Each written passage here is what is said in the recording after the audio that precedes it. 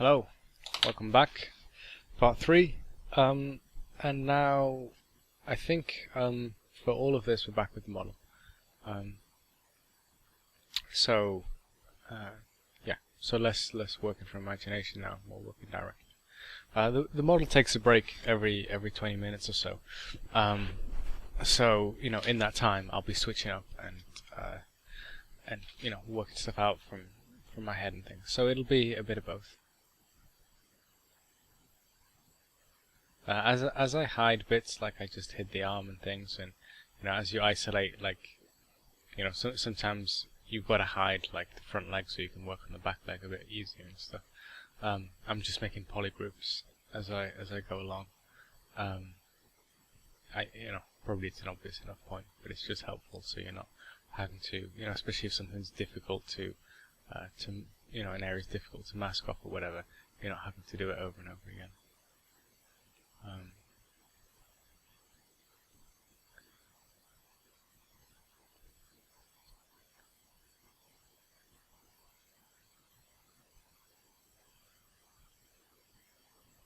Just trying to create a couple of larger kind of shadow shapes within that hair to break it up a little bit.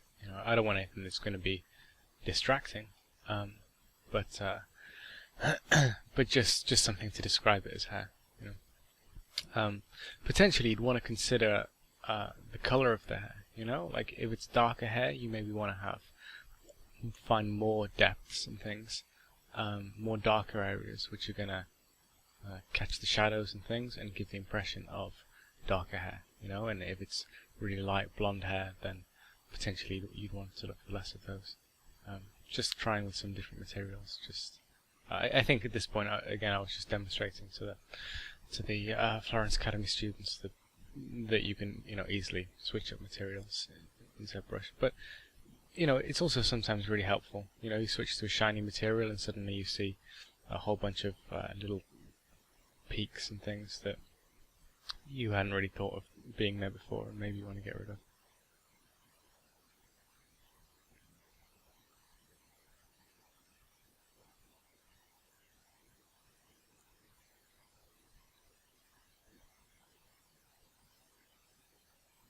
Yeah, there's no stage, I guess, now. It's really just reworking everything. Reworking. Which I suppose is a sort of... It's an important point to think about because, and I guess we've sort of touched on it before, but trying to get out of the mindset of seeing, a sculpture or whatever it is you're doing, I think it works the same for drawing, as something that you start and keep working until it's finished. I mean, that is the process, but philosophically you want to be thinking about it as, I guess you're sort of reappraising it every time you start on it again. Every time you have a fresh eye, you're working it from the foundations. Does that stuff work? It's the idea of, at least in your mind, I think you want to be thinking about rather than making one sculpture and reworking it to the finish. You, in the process of doing this sculpture, you make 10 sculptures, 20 sculptures, whatever it takes. I mean, here it's only 2 sessions with a model, but you imagine if you were doing this over 10 sessions or something. Yeah, you just constantly reappraise it, constantly remake the sculpture, so that at the end you don't have something that's really overworked and stale, but is actually, fresh and well observed at the same time. It's very difficult to balance these two things. This is all just part of what I'm demonstrating to some students, so you can ignore this stuff again. But yeah, it's keeping it fresh, I guess, is the brunt of what I'm saying. And also going hand in hand with that is the feeling that you don't need to finish everything. Sometimes it works really nice just to have areas that flow into other areas and aren't finished, and use that to guide the eye where you want it to be. Just defining the triceps, and then the now back to the epicondyles, finding the bony points of the humerus.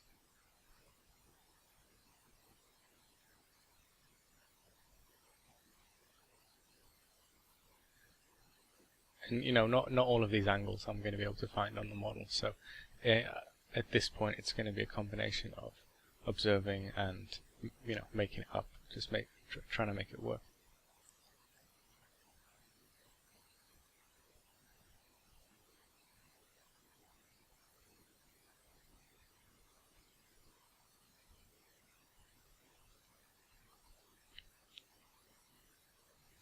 Finding depths. I don't think I've mentioned this before, but like the way I like to work, you'll see quite often I'll gouge stuff in quite deeply,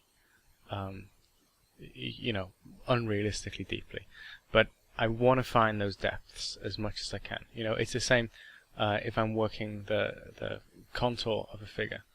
I want to find these movements, these nice rhythms that you might find like on the outside of a leg or something like that.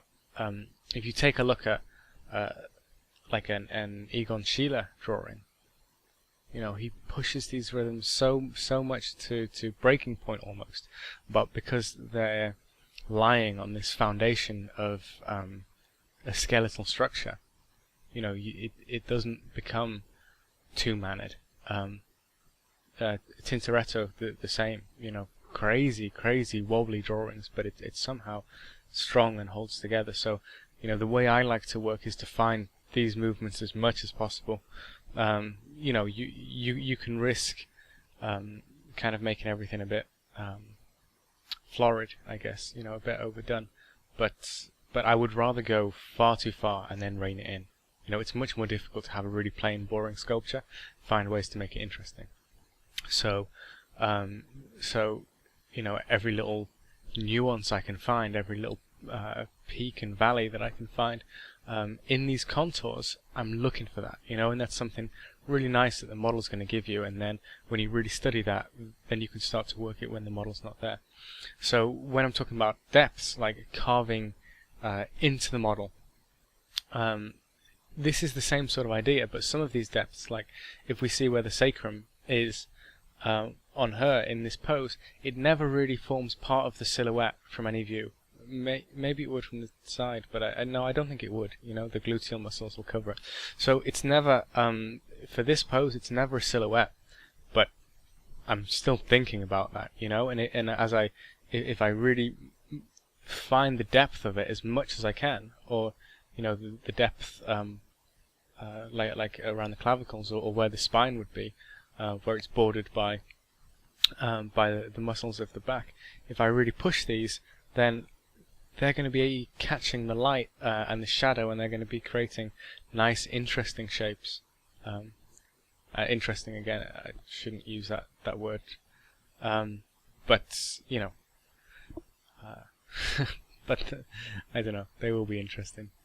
And, if you over-egg it, if you push the depths too deep, and it becomes something that's distracting, like that's not what we want, and that's the danger of making something interesting for the sake of interest.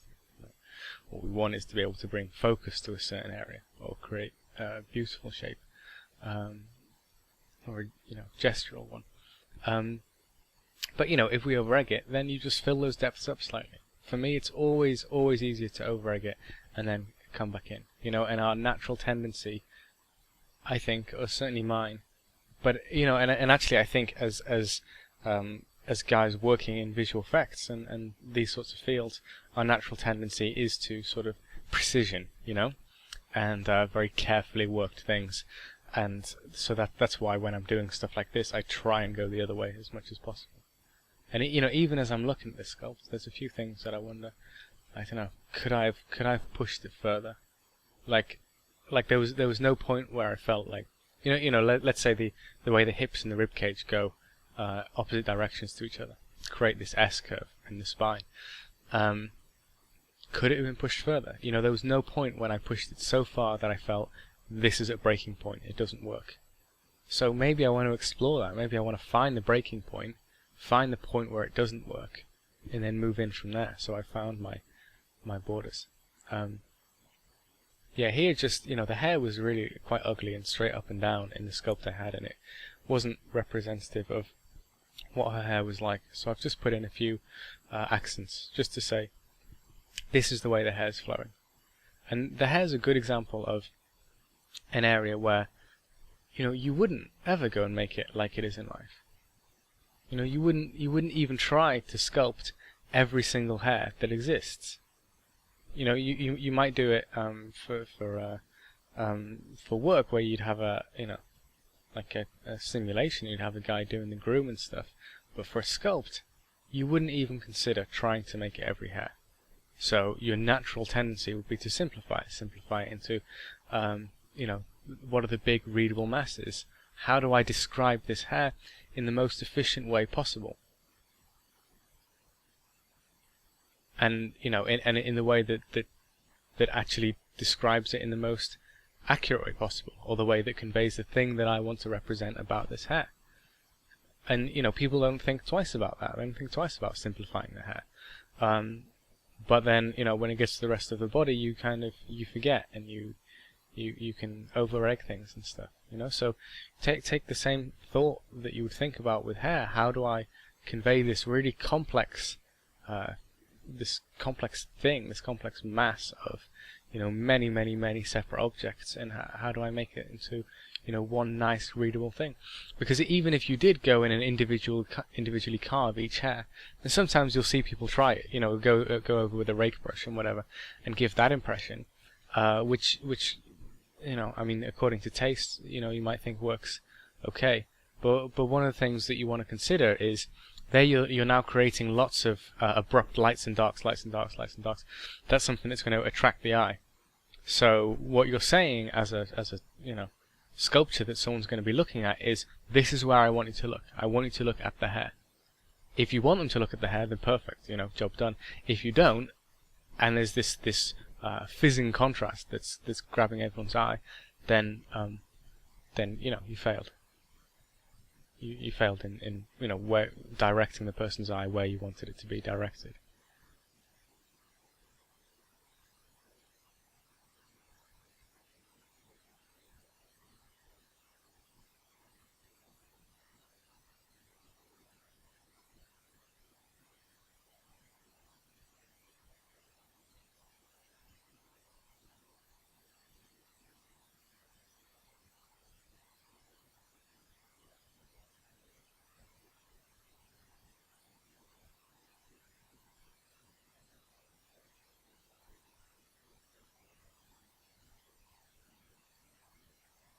Yeah, these hands are a real challenge. You know, it's like the thing I touched on in the last video. You know, once you go in and you put something in, then you know, you're kind of in. You're kind of in until it reads how you want it to read. You know, so as soon as you start to even pull it slightly away from a sketch thing, then you're locked in. But still, my focus is on, you know, how can I make it read with the minimum amount of, you know, not effort, because it's always hard. It's always hard. But, you know, the minimum amount of distraction, and, you know, I don't want to stress time as a thing. I think that's something that we think about too much. You know, you see a lot of people posting work and being like, oh, this only took me, you know, 2.5 hours. You know, it was, so what? I don't care. I care about the final product. There's always a focus on, yeah, I did it really fast. You know, I mean, you know, if you want to put it in as a disclaimer, then sure, you know, as in, you know, this is why it looks crap, because it was just a 10-minute thing, then fine. But yeah, I think, you know, something like this, I wouldn't focus too much on the time it takes, you know, because it'll get faster the more you do it as well. You know, I would focus on finding things that you want to find, and you'll find with that, you know, the time, you know, when you start to get the hang of it a little bit, the time will start to take care of itself, in a way. That's not to, I mean, because I was doing this as a live demonstration, I was I was sweating horribly the whole time and really nervous that you know, I wasn't going to be able to do anything in the allocated time. But you know, if you're not under that sort of pressure, then just relax, you know, and it'll show in your sculpture too.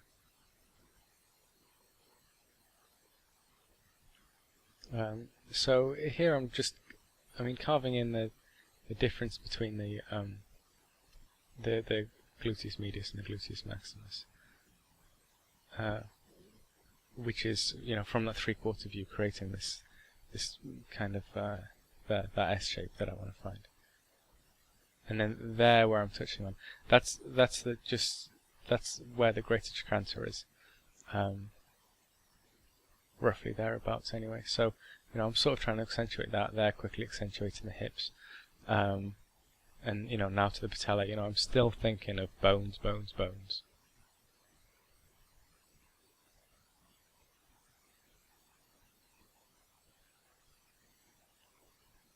I mentioned in the previous video, you know, the way I would think of a knee in terms of bony landmarks. The patella, the 4 condyles of the tibia and femur, and the tibial tuberosity, and the head of the fibula.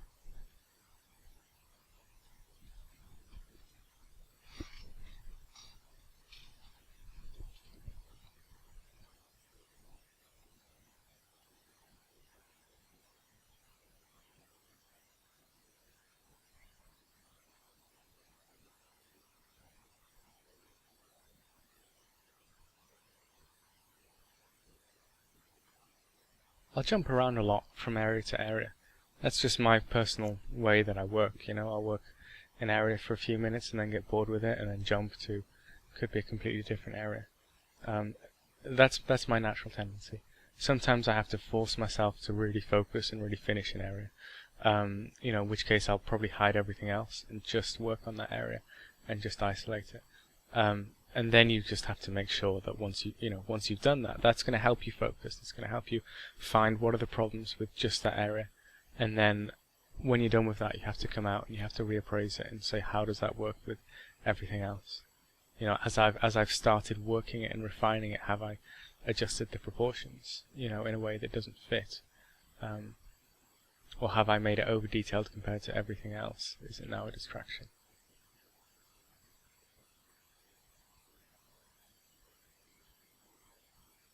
Proportions, by the way, well, probably worth saying a bit on them. Different people have different thoughts, I guess, about the importance that they stress on proportions. And for me, they're important, of course, but only in so much as they affect the character of your sculpt, like what it, you know, the character of the model, what it is that you're, or the feeling of your sculpt, and the gesture. You know, you think of like if you get the proportions, if you make something too long, then that's going to stretch everything out. You know, you imagine a wiggly piece of string. The more you scrunch it together, the more it's going to accentuate those rhythms and those wriggles, and the more you stretch it out, the more it's going to flatten them. So generally, actually, my personal taste, if I was going to get it wrong one way or the other, would be to make things a little short and stubby and have these movements still alive and active. You know, different folks, different strokes, whatever. I guess like a fashion illustrator would stretch everything out and do the opposite. But yeah, you know, if something's distractingly off, then yeah, if it's taking someone's eye in a way that you don't want it to be, then it's a problem. You know, if it's the proportions that's causing that. But really, in terms of accuracy, I don't know. I don't care. Like, you know, go and look at El Greco's paintings, and then you know, see how much of a problem the proportions cause in there. It seems like, you know, like they're not proportional at all, but it makes sense. You know, it's more beautiful than it would be if it was proportional. You know, a lot of people, when they see the David, they'll comment on the hands and feet and head being too big. you know, and even in the back of their minds thinking, you know, did he just miss it? Did he not spot it? And it's like, well, you know, there's so much interest in those. Why not make them a bit bigger? You know, why not make them more of a feature?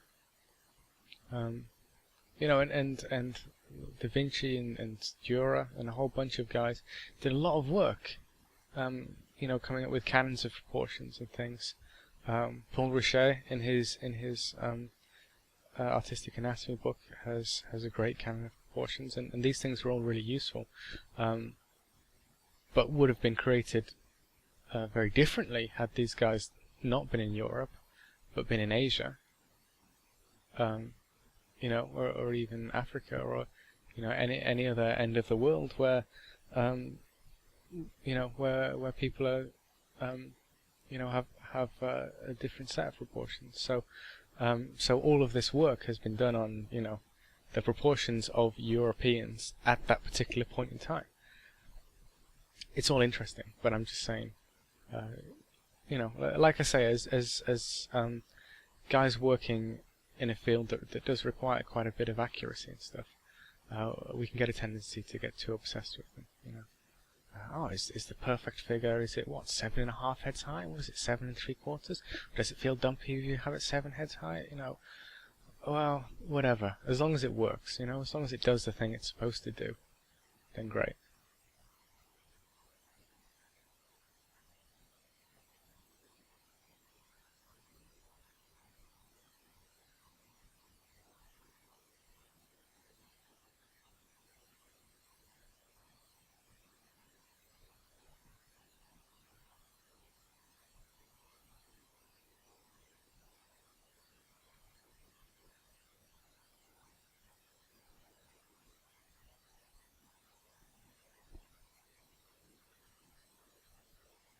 Yeah, here it feels like I was probably now rotating the model at 3/4 views. So, you know, I did the majority of the work front, back, side, side, and now I'm doing another 4 views in between each one of those. So it's 8 views in total.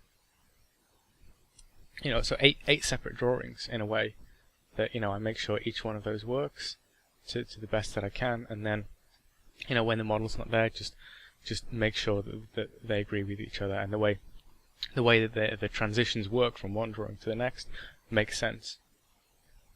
It's like I say, probably quite an alien way of thinking if you haven't done it before, and impossible to do when you're not working from life. But it's, you know, I'd certainly recommend it. I mean, you know, try it out, right, and see what you learn from it. So take what is useful and discard the rest. Bruce Lee's philosophy.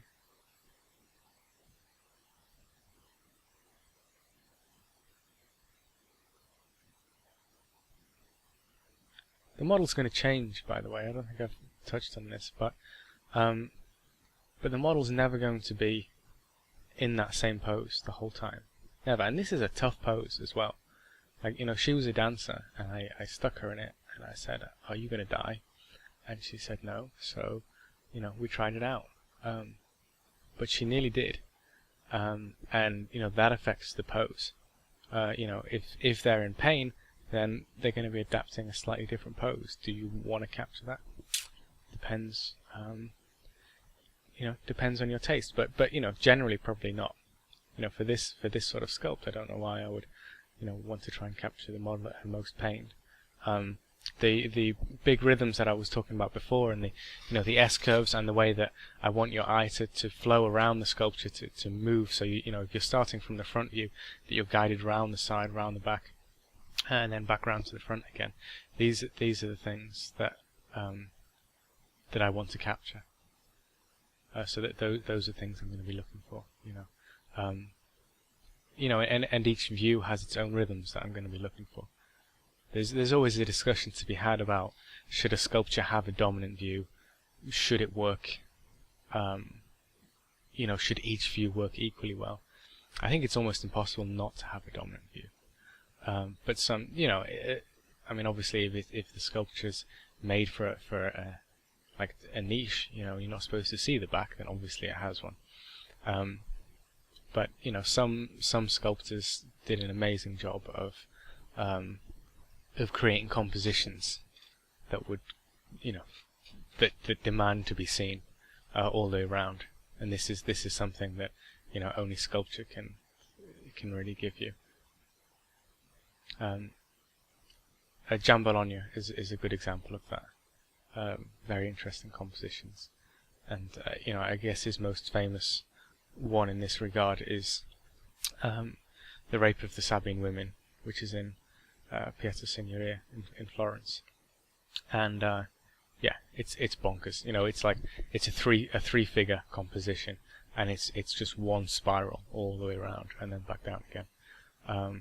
And yeah, and positioned in a kind of weird place where you can't easily walk right the way around it without jumping off a wall, which to me is slightly bizarre, because that's the way it's demanding to be seen.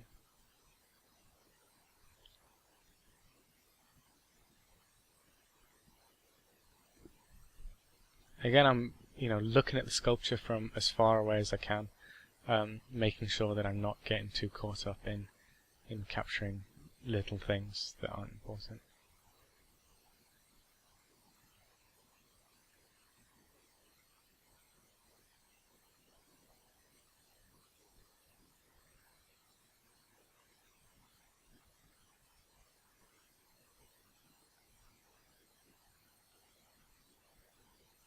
Again, that was just a change, just to push that rhythm over slightly, just to push the tip of the shoulders, to push that movement in. I'm probably getting a bit boring with harping on about this, but really that's what's in my mind the whole time I'm doing this, is going back to these basic things and reappraising them. They're just drawing a line for the bottom of the obliques. I'll soften that line out later, but I draw it in, appraise it, does it work, and then go back in and soften it. A transition there, which is it's muscle to tendon, essentially. That's not going to be a super sharp transition. Sometimes it might be fairly sharp, but below that we have a transition of tendon to bone, where the ASIS is the front point of the hips. That's going to be a much more abrupt transition. This is something you want to think about, is what are you describing? Are you describing bone? Are you describing fat, muscle? What is it? And when it comes to bones, which are your bread and butter here, that's the foundation you're building everything else on. You're probably going to want quite sharp transitions, because it's quite a solid thing. If you look at the way people have drawn over the centuries, they'll often treat bone in this way and give it a hard little accent, just to make it pop a little bit, just to say this is bone, this is the thing that's important, this is the thing that's describing the skeletal structure. And it's no different in sculpture. Find these sharp little points, accentuate these transitions, so you're saying this is bone. And if you don't have that, you risk creating a blobby mass. And and we've all created sculptures, and we've all seen sculptures that are blobby masses. And it's certainly a risk here, where we don't have time to refine things and stuff like that. There's always the risk that you're just going to create something that's blobby. So yeah, find the bones, accentuate the bones. It'll help you. Right, I guess this is coming to the end of the video, so and I think the end of the time with the model. So the next one will again be no model and finishing off.